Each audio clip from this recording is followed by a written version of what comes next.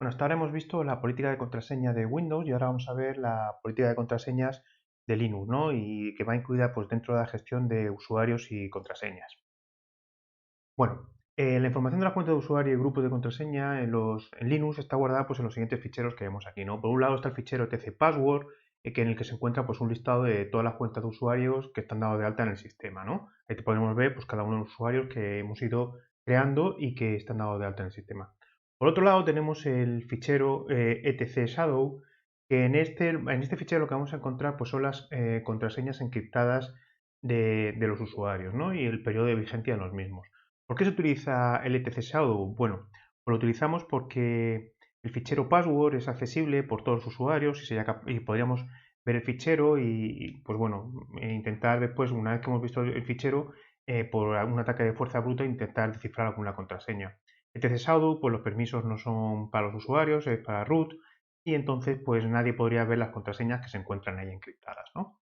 Por otro lado, tenemos el listado de grupos activos del sistema, todos los grupos que tenemos en el fichero del sistema guardados en etcgroup, y al igual que lo tenemos con password, pues también tenemos el gshadow, ¿no? Que en este fichero pues vamos a guardar los usuarios que están dados de alta dentro de cada uno de los grupos de usuarios, junto con las contraseñas encriptadas que vamos a necesitar para que un usuario pueda hacer cambio de grupo, ¿no? De pasarse de un grupo a otro grupo. Por otro lado, también tenemos el etc default, el user add, ¿vale? Que ahí, entre otros datos, pues nos permite establecer la shell que se va a utilizar por defecto a la hora de crear un usuario, ¿vale? Y el directorio home que van a tener los usuarios. Con el fichero logins.dev, que también está guardado dentro del directorio etc, pues nos vamos a encontrar pues, las opciones más importantes que se pueden establecer, como son los datos de expiración de las contraseñas, a partir de qué UID y GID, es decir, el identificador único de usuario y de grupo mínimo y máximo que se van a utilizar a la hora de crear los usuarios y demás. Bien, si analizamos el fichero etcpassword, veremos que eso, que contiene una lista de todos los usuarios del equipo y tiene el siguiente formato, ¿no? Principalmente, primero lo que se ve es el login de usuario que se va a utilizar, que es el identificador del usuario que va a ser único en todo el sistema. Luego aparece la contraseña, una contraseña cifrada, ¿no? Y bueno, si se usa el shadow password, como ya hemos comentado antes, en vez de aparecer la contraseña, como estamos viendo aquí, ¿vale? Que el usuario es root y esta sería toda la contraseña, lo que nos encontraríamos sería una X, como en el caso del usuario David, ¿no? Entonces, si vemos que hay una X, es que sabemos que las contraseñas se están gestionando a través de Shadow, ¿vale? A continuación tenemos el UID del usuario único, ¿vale? Que el UID, pues, root, en este caso, que es el que tenemos aquí, le corresponde el 0 y los demás, pues, irían en función del usuario que vayamos, va por encima de 500, ¿vale? Y ya hemos dicho antes que está definido en el fichero etcloginsDev, ¿no? El UID mínimo. A partir de ese UID mínimos, pues se van empezando a crear los usuarios, ¿no? Por defecto siempre está, pues, a partir de 500, ¿no?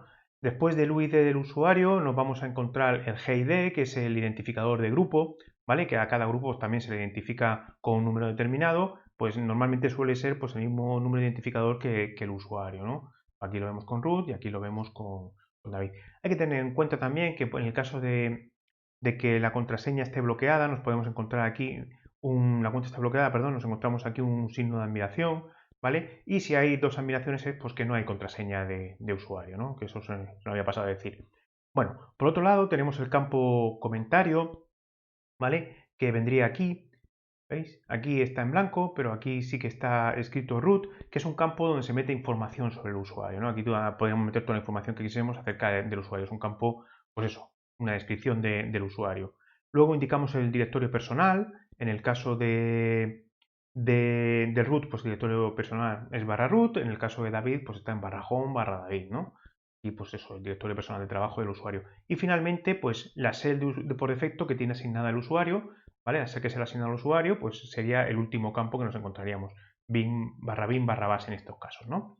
Bueno, también hay que decir que podríamos tener usuarios que no tengan permiso de acceso, ¿no? Para delegarles el acceso al usuario que están dado de alta, pero se le niega el acceso al usuario al sistema. Entonces podríamos poner /etc/false como shell de usuario. Entonces, cuando el usuario intenta entrar directamente, no se le permite entrar. Si queremos ser un poco más educados a la hora de denegar el acceso al usuario, pues podríamos utilizar /usb, /sbin, /no login, ¿vale? Como shell de usuario, y eso lo que denegaría es el acceso, pero le indicaría con un mensaje que no puede acceder al sistema. Por otro lado, el fichero de gestión de grupos, ¿vale? El /etc group, pues contiene la definición de los grupos de usuarios, los usuarios pues, que pertenecen a cada uno, ¿no? Su estructura, pues primero está el nombre del grupo, ¿vale? Que es el identificador del grupo, que es único para todo el sistema, al igual que el nombre del usuario. La contraseña que permite al usuario cambiar a un grupo al que no pertenece con new grp, ¿vale? Y si estamos utilizando Shadow Passwords con el GShadow, ¿vale? Pues tendríamos una X indicando que, bueno, que se está gestionando la contraseña por otro lado, ¿no? La contraseña se encuentra encriptada, pero en otro archivo GShadow. Luego tenemos el identificador de grupo, también único, ¿vale? En todo el sistema, los identificadores de grupo, y luego la lista de usuarios que pertenecen a ese grupo. Por ejemplo, aquí en CD-ROM, pues vemos que Juan y David pues pertenecen al grupo CD-ROM, David pertenece a operadores también, y Juan y David también pertenecen al grupo vídeo, ¿vale? Hay que tener en cuenta que nosotros cuando creamos un usuario le asignamos un grupo primario. Ese grupo primario es el que vemos en etc password, ¿no? Que hemos visto antes que tenía un identificador, ¿no? Entonces solo puede haber un grupo primario, pero sí puede tener un usuario varios grupos secundarios o suplementarios, ¿no? Que son los que gestionamos aquí desde el fichero etc group, ¿no? Aquí David vemos que pues tiene como grupos secundarios también vídeo y CD-ROM y operador. Bien. Bueno, si estamos utilizando los shadow, pues en el fichero etc shadow vamos a tener pues, todas las contraseñas cifradas de usuario, como dijimos antes, ¿no? Información sobre la validez de esas contraseñas. Aquí ya vamos a establecer pues, la política de contraseñas que vamos a aplicar en Linux, ¿no?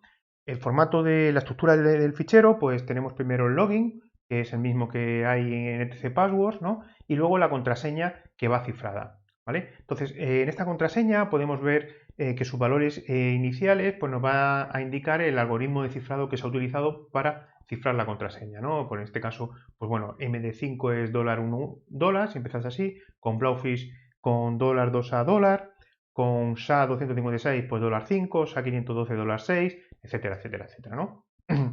También hay que destacar que con asterisco y con la admiración se indica que no tiene password y no puede conectarse el usuario, y con una admiración delante de la contraseña pues indica que la cuenta ha sido bloqueada, ¿vale? Y en blanco pues que no hay contraseña.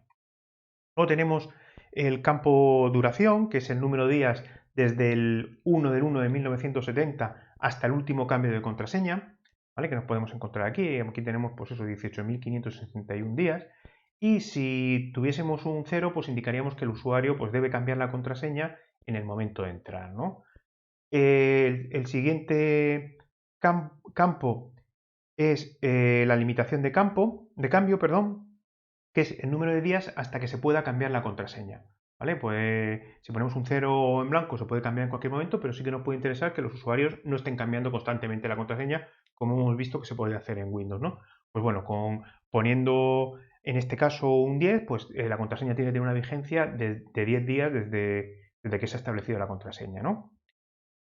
Luego tenemos la obligación de cambio, que es a partir de un número determinado, a partir de qué día, perdón, el número de días a partir de los cuales se debe cambiar la contraseña, ¿no? Entonces es pues cuándo caduca la contraseña, ¿no? Entonces ya podemos poner pues eso, que en 60 días en este caso pues habría que cambiar la contraseña. Luego tenemos la opción de antes de vencimiento, que es el número de días antes del vencimiento de la contraseña, durante los cuales se debe avisar al usuario que debe de cambiar la contraseña. Entonces, antes de ese vencimiento, pues bueno, antes de que se caduque la contraseña, pues el número de días anteriores en el que vamos a ir diciendo al usuario, oye, tienes que cambiar la contraseña. Luego tenemos pues el después de vencimiento, ¿no? Que sería este valor de aquí, que hemos puesto 7, que es pues el número de días después del vencimiento de la contraseña tras los cuales se desactivará la cuenta. Es decir, ha pasado la contraseña ha caducado, te voy a dar unos días de margen y a partir de ese día la cuenta se desactivará. Y finalmente pues tenemos los días desactivados y un campo reservado, ¿no? Los días desactivados pues es el número de días desde también el 1 del 1 de 1970 hasta el momento en el que se desactivó la contraseña, ¿vale? Y finalmente pues el campo reservado pues que está reservado para futuras actualizaciones. Bueno, no es recomendable manipular los ficheros etc y password directamente, etc password y shadow directamente, ¿no? Porque podríamos generar una inconsistencia en ficheros tan delicados, ¿no? Por ello se usan algunos comandos, pues como el user add, que nos va a crear el usuario, ¿no? Con todas aquellas opciones que le vayamos a especificar. Si no se especifica nada, pues se le asignan las opciones por defecto que, como ya hemos comentado, pues se encuentra en el fichero /etc defaults user add, ¿no?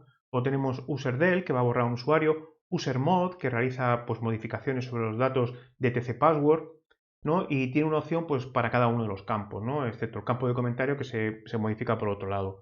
Incluye opciones para bloquear y desbloquear a un usuario con /log y con dos guiones log y dos guiones unlock podemos bloquear a un usuario o desbloquearlo, ¿no? Luego tenemos el CHFN, que lo que hace es modifica la formación finger, ¿no? La formación finger es el campo comentario. Como hemos comentado, con usermod no lo vamos a poder modificar, pues con este comando sí que lo podemos hacer, ¿no? Con CHSH modificaríamos la shell por defecto del usuario. Con ID mostraríamos información sobre el usuario y sus grupos. Y con change, pues podríamos modificar todos los campos del fichero /etc shadow. Bueno, el comando useradd y userdel pues son comandos bastante más complejos son comandos complejos de utilizar, sobre todo porque no crean no crea el usuario de una, sino que habría que realizar más acciones después de utilizar el comando. Para ello se utilizan pues los comandos adduser y deluser, ¿no? Que son pues más user friendly y nos ahorrarían trabajo a la hora de crear los usuarios por tanto, y de eliminarlos, por tanto, se utilizan más en la práctica. Bueno, aquí tenemos un ejemplo de cómo se establecería y cambiaría una contraseña, ¿no? Por ejemplo, con usermod, pues con usermod "-p" y pondríamos el password y el usuario, pues guardaría el password indicado sin encriptar, ¿no? Habría que pasarle un hash al password para que ese password se guardase encriptado. Entonces, no nos conviene utilizar esta opción, ¿no? Por eso utilizamos el comando passwd user. Con passwd y el nombre del usuario, pues podríamos poner una contraseña nueva en el usuario. Si somos los administradores directamente ponemos la contraseña del usuario que queramos y si somos el usuario que queremos solicitar password user, pues habría que poner la contraseña anterior del usuario y la nueva contraseña. Bueno, al igual que con Chase, con password también podemos cambiar los campos de /etc shadow, ¿vale? Y teníamos pues diferentes opciones, ¿no? Pues con "-l" bloquea la cuenta, ¿no? Ahí, como ya hemos comentado, añadiría el símbolo de admiración delante de la contraseña cifrada. Con "-u" desbloquearíamos la cuenta. Con "-d" borraríamos la contraseña de la cuenta. Con "-n" y un número indicaríamos la duración mínima en días de la contraseña, cuando caducaría la contraseña. Con "-x" la duración máxima, perdón, con "-n" indicaríamos la duración mínima en días de la contraseña, es decir, el número de días mínimos antes de cambiar la contraseña. No se podría cambiar la contraseña en ese periodo de tiempo. Con "-x", pues la duración máxima en día de la contraseña, efectivamente, cuando caducaría la contraseña. Con "-v" y el número de días antes del primer aviso, ¿vale? Los días que deberían de pasar antes de que caduque la contraseña para empezar a avisar de que se va a caducar la contraseña. Con "-i", pues es el periodo de gracia antes de la desactivación de la contraseña, es decir, los días antes de que bloqueemos la cuenta porque ya está caducada. Y con "-s" mayúscula, pues el estado de la contraseña. Aquí veríamos un ejemplo, ¿no? Al usuario David, pues le vamos a poner que la contraseña pues tenga una duración mínima de 10 días, no va a poder cambiar la contraseña hasta que no pasen 10 días, una duración máxima de 60 días, a los 60 días caduca. Con "-w" hemos dicho que diríamos que avisaríamos 3 días antes de la caducidad, es decir, en el día 57 ya estaríamos avisando de que la contraseña va a caducar. Y con "-i", pues una vez que haya caducado, que haya llegado al día 60, pues te dejamos llegar hasta el 67, pero al 67 se bloquea la contraseña.